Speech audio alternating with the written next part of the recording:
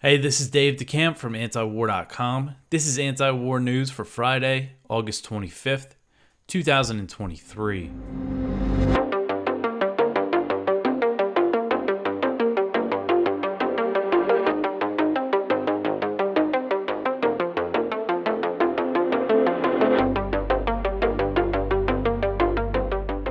All right, the first story at the top of antiwar.com today, Ukrainians to start F-16 training inside the U.S. So a U.S. official told the New York Times on Thursday that the Pentagon will begin training Ukrainian pilots on F-16 fighter jets inside the United States, and that could start as early as September. The U.S. initially said that the training would only be conducted in Europe unless the countries leading it, the Netherlands and Denmark, reached capacity. So, this whole time since President Biden gave the green light for this whole F-16 plan back in May, the U.S. was saying that the Europeans were taking the lead. They got it covered. Don't worry about it. But earlier this week, Sabrina Singh, she's a Pentagon spokeswoman, she said that the U.S. was open to training Ukrainian pilots if these countries were at capacity and if they couldn't train as many pilots as the Ukrainians wanted. So it looks like that's what happened here, because as I've been covering lately, there's been all these reports saying, the training in Europe, they're only going to start with 6 Ukrainian pilots, and that's going to take 10 months to get them done. And then the next batch won't be done until 6 months after that. So the Ukrainians, I'm sure, were not happy with that. And the U.S., trying to make them happy, is now going to start this training program inside the United States. And they've done other trainings for Ukrainians inside the U.S. I know there's been some general training, but they also train them on the Patriot missile systems inside the United States. So this U.S. official said that the training would start with English lessons in Texas, followed by months of flying lessons in Arizona. So earlier this year, the Air Force concluded that at least some Ukrainian pilots could learn to operate F-16s within 4 to 5 months. But it's not clear how long the full training process will take inside the United States. Earlier this year, a few Ukrainian pilots came to the U.S., and the idea was to assess their skills to see how long it would take to train them on F-16s. So that goes to show, I think the U.S. has been, expecting to be training Ukrainian pilots on F-16s at one point or another. The Washington Post recently reported that the training in Europe involves 4 months of English classes and then 6 months of combat training, and the first class of Ukrainians just got started with that. So, either way, even if, say, the training in the U.S. only takes 4 months, which I doubt it'll be that quick, that means Ukrainians still are not getting these planes, not getting their first F-16s until next year. And so far, the Netherlands and Denmark are the only 2 countries that have pledged they will give F-16s to Ukraine. But I'm sure, especially seeing this, and this is another thing I've suspected, the U.S. is probably going to end up giving them F-16s as well. They just haven't announced it yet, but they also haven't ruled it out. Again, they sold this as the Europeans really, were chomping at the bit to get this F-16 program going. So we said, go ahead, you guys take care of it. But of course, the U.S. is stepping in, and it's probably going to end up stepping in with planes, I'm sure, as well. All right. So the next one here, the Wall Street Journal says that U.S. and Ukraine are clashing over the counteroffensive strategy. So the Wall Street Journal reported Thursday that U.S. and Ukrainian officials have clashed over the strategy for Ukraine's counteroffensive during behind-the-scenes conversations in recent weeks. So the U.S. has been pushing Ukraine to use combined arms tactics that Ukrainian forces learned from NATO during training in Europe ahead of the counteroffensive. The U.S. also wants Ukraine to concentrate its forces to make a big push toward the Sea of Azov to sever Russia's land bridge to Crimea. So there's an interesting quote here from Zaluzhny, the Ukrainian commander-in-chief. It's not a direct quote. This is what a U.S. official, what one of the Wall Street Journal sources said, he said. But anyway, he apparently said, quote, "You don't understand the nature of the conflict. This is not counterinsurgency. This is Kursk," end quote. So it's interesting because, he's right that the U.S. Hasn't fought a war like this in so long. And he said Kursk, which is referring to a World War II battle between Nazi Germany and the Soviet Union, a huge battle. And I just think, it's interesting. And I remember reading reports about American veterans going to fight in Ukraine, veterans of the Iraq and Afghanistan wars, and it just being, a totally different ball game to them, this type of war. So when it comes to the combined arms tactics that the U.S. wants Ukraine to use, the idea is for them to integrate armored vehicles, artillery, and infantry. U.S. officials have said that Ukraine is relying too much on artillery and not pushing hard enough against Russian defenses, which include vast minefields. The New York Times recently reported that the U.S. fears Ukraine has become too casualty averse, demonstrating Washington's lack of concern for Ukrainian lives. So Ukraine's main argument, and I think it's a good argument, against using the combined arms tactics is the fact that NATO would never do this without air superiority. That's what, some U.S. officials have acknowledged that, so they're asking them to do something that they would never do. So the combined arms, one of those arms that should be combined with it is air power, and the Ukrainians don't have it. And if you remember, in the first few weeks of the counteroffensive, Ukraine did launch, a pretty big push in the south using armored vehicles, and, it resulted in very heavy losses. The New York Times says that they lost 20% of all the equipment that they deployed to the battlefield. We don't know the casualty numbers because Ukraine's not telling us. But I'm sure that they were very high as well in that first few weeks. Excuse me. So U.S. officials told the Wall Street Journal that there's still more time for Ukraine to regain significant territory in its counteroffensive if, they change their tactics the way that the U.S. wants them to. And Zaluzhny has said that his forces are on the cusp of a breakthrough. But the Washington Post reported last week that the U.S. intelligence community has determined that Ukraine's counteroffensive will not reach the southern city of Melitopol, thus failing its objective to sever the land bridge. So while U.S. officials are blaming the faltering counteroffensive on Ukraine's tactics, it was clear from the start that the U.S. did not think Ukraine could regain much territory. That was according to the Discord leaks and other media reports. Despite what Blinken was saying publicly that no, they have everything that they need. I think there was enough reports, and there was also comments from Ukrainian officials saying that they didn't have enough. They're again really just trying to shift the blame onto Ukraine, it seems like, with these leaks to the media. All right, so the next one here, Putin comments on the Prigozhin plane crash.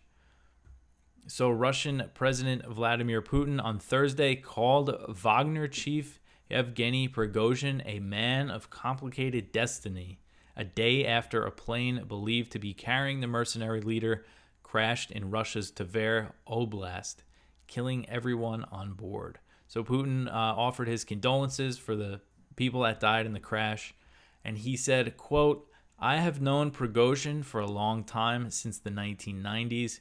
He made some serious mistakes in life, but he also achieved the necessary results for himself, but also for the greater good when I asked him. He was a talented man, a talented businessman," end quote. So kind of interesting comments. And discussing Prigozhin's role in Ukraine, Putin said that the Wagner force, quote, "made a significant contribution to the fight against Nazism in Ukraine," end quote. So while Prigozhin is presumed to be dead, it has not been officially confirmed by Russian authorities. According to TASS, Putin said that forensic examinations were being conducted. Russia's Air Transport Authority, they said that Prigozhin was listed as being on the plane. And it was Prigozhin and as well as Dmitry Utkin, who was a Wagner commander, believed to be, his second in command and one of the co-founders of the mercenary group. So Putin said that Prigozhin had returned to Russia from Africa earlier in the day on Wednesday before the crash. Earlier this week, a video of Prigozhin where he appeared to be in Africa was posted on Telegram, And that was said to be his first video address since his short-lived mutiny against the Russian military establishment in June. So the plane that crashed had departed from Moscow and was headed to St. Petersburg, which is Prigozhin's hometown. And on Thursday, there was sort of a makeshift, unofficial memorial for him. I saw some pictures of it online. So the cause of the crash is unclear, and it's become the subject of lots of speculation. And it was interesting, on Thursday, U.S. officials made conflicting claims to the media. So Reuters quoted, two anonymous U.S. officials who said that it was likely downed by a surface-to-air missile that was launched inside Russia, while other U.S. officials told the New York Times, and then I think there was other reports that said this as well, that the plane was likely downed by an explosion and that it could have been caused by a bomb planted on the aircraft. So saying different things. So let me know what you guys think. Who you think might have done it, or how it was done. Again, there was the Telegram channels, Russian Telegram channels, saying both things too: surface-to-air missile or a bomb. Lots of people saying different things. We'll see, and we'll see if there's official confirmation of his death from Russian authorities. All right, so the next one here, Ukraine claims that troops landed on Crimea in a nighttime raid. So Ukraine's military intelligence claimed on Thursday that Ukrainian troops landed on the western shore of Crimea overnight and inflicted casualties on Russian forces. And this is an operation that has not been confirmed by Russia. So this is Ukraine's military intelligence on Telegram. They wrote, quote, during the execution of the task, the Ukrainian defenders engaged in combat with the units of the occupier. As a result, the enemy suffered losses among personnel. Enemy equipment was destroyed. Also, the state flag was raised in the Ukrainian Crimea again. All goals and tasks have been completed. At the end of the special operation, the Ukrainian defenders left the scene without casualties, end quote. So again, this isn't confirmed. I haven't checked. I should have checked more recently, but as of kind of late on Thursday, I didn't see Russia comment on this or say anything about this, say that they stopped the raid or anything like that. But Ukrainian attacks on Crimea, they always risk a big escalation of the war. If you remember last year in October 2022, the first time the Crimean bridge was bombed, that's when Russia started their large-scale infrastructure bombings in Ukraine. It started after that. It was pretty much a response to that. And this raid comes, or this alleged raid comes, as there has been a big uptick in Ukrainian drone attacks on Crimea and elsewhere, in the Russian mainland. All right. I just want to take this moment to mention again that it is our fundraiser at antiwar.com. We have a message from Dr. Ron Paul at the top of the page. So you go to antiwar.com/donate to see the different ways that you can help us. And this is how we get by. We are entirely reader funded. And, the way we're able to provide you with this content is because we have to, we keep our integrity by being funded by our readers. But that means that we have to do these fundraisers a few times a year. We need to ask you to help us out, and your money does not get wasted at all. It goes directly to running the website. So please go to antiwar.com/donate if you like this show. And another way you could help is just by sharing the fundraiser, just sharing antiwar.com in general. That always helps out as well. All right, so back to the news here. The next one, Ron DeSantis pledges military action against cartels. So Florida Governor Ron DeSantis said on Wednesday night that he would send the military into Mexico to fight drug cartels on day one of his presidency if he wins the 2024 presidential election. So this was at the Republican presidential debate in Milwaukee. DeSantis was asked if he would support sending in U.S. Special Forces to take out fentanyl labs and other drug operations inside Mexico. And he said very enthusiastically, he said yes, and that he would do it on day one.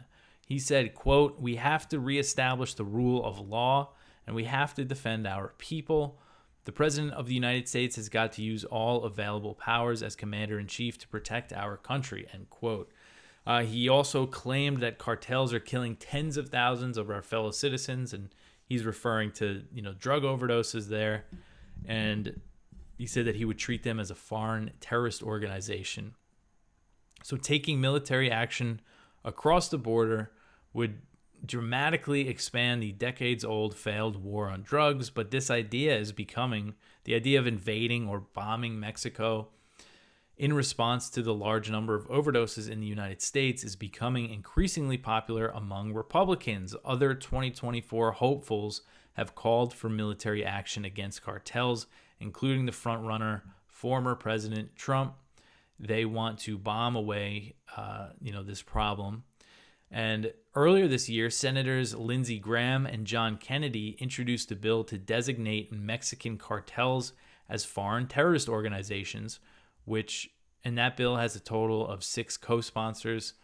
And Graham said that the purpose of this legislation was to set the stage for military intervention in Mexico. So, and this other bill that was introduced also this year was introduced by Dan Crenshaw in the House, and he's a total neocon Republican from Texas. And his bill would authorize the president to use military force. It's an AUMF, and it's very open-ended. You could interpret this in a lot of ways. I'll read what the bill says.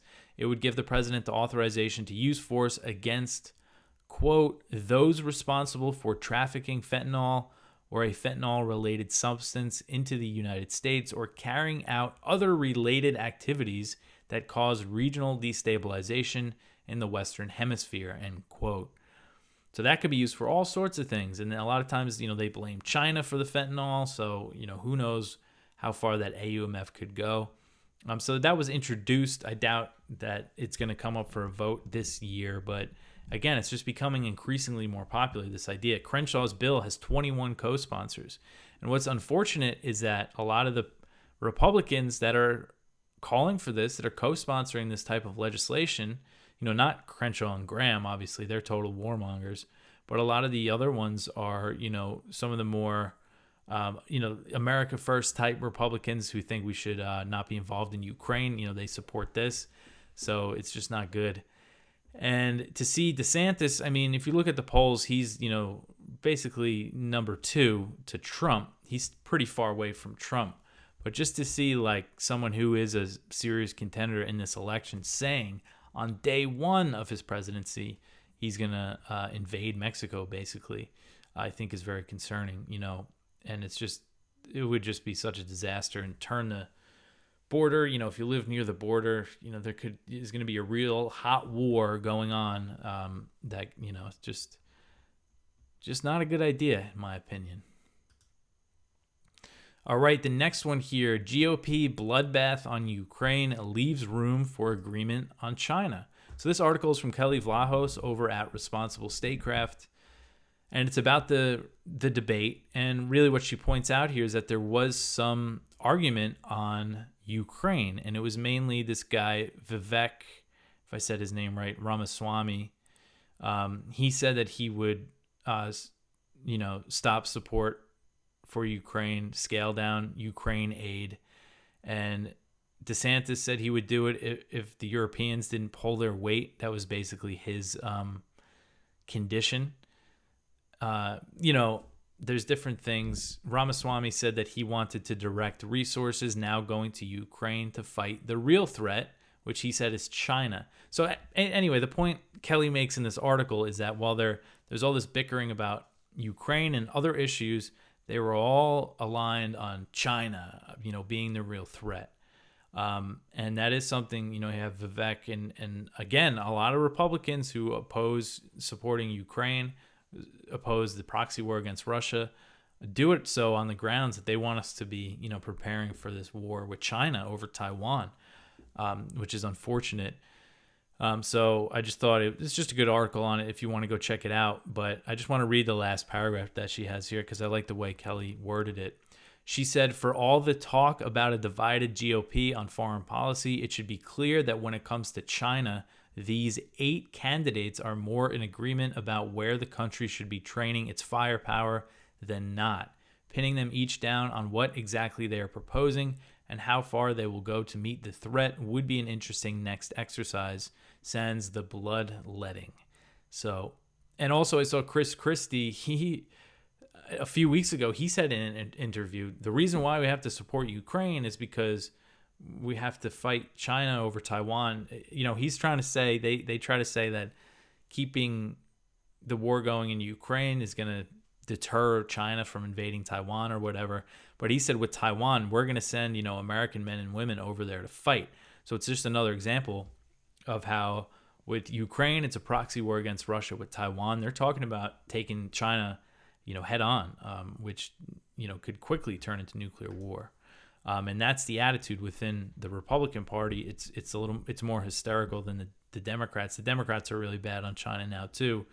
But it's kind of flipped with Russia. The Democrats are all really bad on Russia. Republicans, some are good. But, when it comes to China, there's really virtually no opposition to the rising tensions and everything that's going on with Taiwan. All right, so the next one here, BRICS invites 6 countries to join the Bloc. So BRICS has invited 6 new members to join the Bloc in the most dramatic expansion since it was formed. And this was announced by South Africa's president on Thursday, which was the last day of BRICS 3-day summit in South Africa. So Saudi Arabia, Iran, the UAE, Argentina, Egypt, and Ethiopia were invited to join BRICS as full members starting in 2024. The admission of the nations will more than double the size of BRICS, which is currently 5 countries: Brazil, Russia, India, China, and South Africa.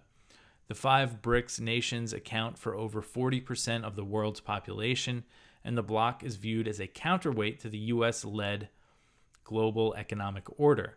The list of invitees is significant because it includes some U.S. allies, Saudi Arabia, and Egypt. Egypt gets a few $1 billion in military aid from the U.S. each year. And it also includes Iran, which is a heavily sanctioned country. So U.S. sanctions have spurred the growth of an alternate global financial system and de-dollarization efforts, especially in the wake of Russia's invasion of Ukraine. Russia has found new markets for its oil in India and China since the U.S.-led Western sanctions campaign cut off most energy exports to Europe. But this didn't start with the Russian invasion, with the sanctions on Russia. This was building for years as the U.S. was getting more sanctions happy, putting all these countries under blockades like Iran, Venezuela, Syria, creating this alternate market.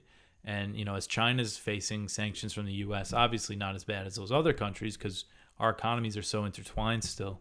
But it's just, this is just the obvious result of the U.S. just trying to bully everybody with sanctions. And this is significant because it was not clear if India would be on board with the expansion. India is kind of balancing its ties between China, Russia, and the West because they're increasing military ties with the U.S. And tensions have been high between China and India over their disputed border in the Himalayas since the 2020 Galwan Valley clashes, which left at least 20 Indian and 4 Chinese soldiers dead. The U.S. took advantage of this and, quickly signed a surveillance military deal with India that allows the U.S. to help India keep an eye on Chinese troops. And they say if the war does turn hot over there, India could use this intelligence for missile strikes, for drone strikes, for things like that.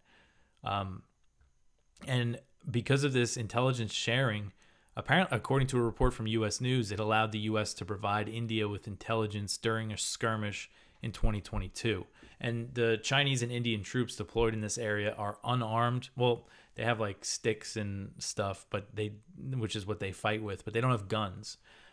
So that's why troops usually don't die if they clash. The Galwan Valley was really bad, and people were falling, and it's really high altitude, so that could also, affect people. So Chinese President Xi Jinping and Indian Prime Minister Narendra Modi discussed the disputed border on the sidelines of the BRICS summit on Thursday.